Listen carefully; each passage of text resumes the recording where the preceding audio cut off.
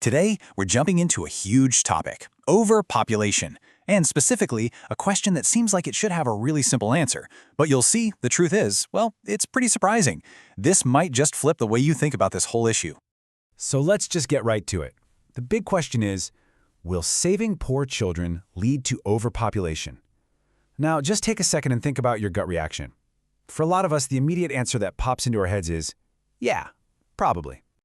And you can totally see why, right? It feels like simple math. If fewer kids die, more kids grow up, and the number of people on the planet goes up.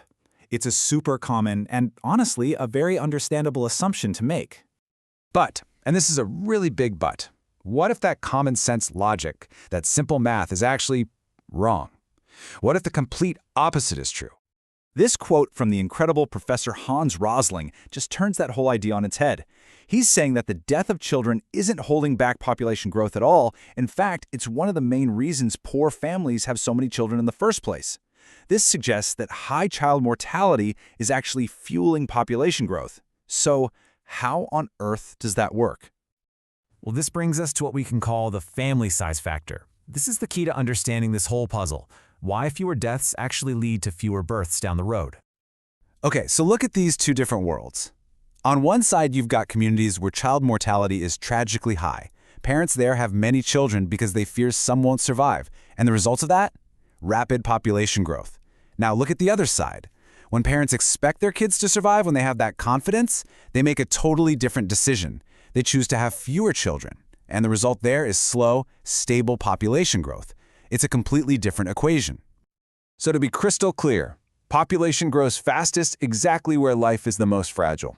It's happening in communities living in poverty, where families are suffering from the highest rates of child mortality. That growth isn't happening in spite of the tragedy, it's happening as a direct response to it. So, if that's the core of the problem, how do we find a solution? Well, understanding this actually shows us a clear path forward, a path to real stability. And here it is. This is the big takeaway. If we want to end rapid population growth, saving children isn't the problem. It's a fundamental part of the solution. It's absolutely crucial. What this does is kick off an amazing, positive chain reaction, a virtuous cycle. It all starts with step one. We improve child survival with things like healthcare and sanitation. This leads to step two.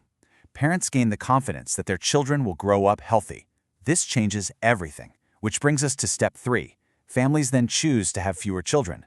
And the final incredible outcome of all that? Population growth naturally slows down and eventually it stabilizes. So this leaves us with a totally new question, doesn't it? It's not if saving children helps stabilize our population, because we know it does. The question we really have to ask now is this. Knowing the direct link between child health and global stability, what is the fastest and most effective way to improve child survival worldwide? That's the critical question we now get to face.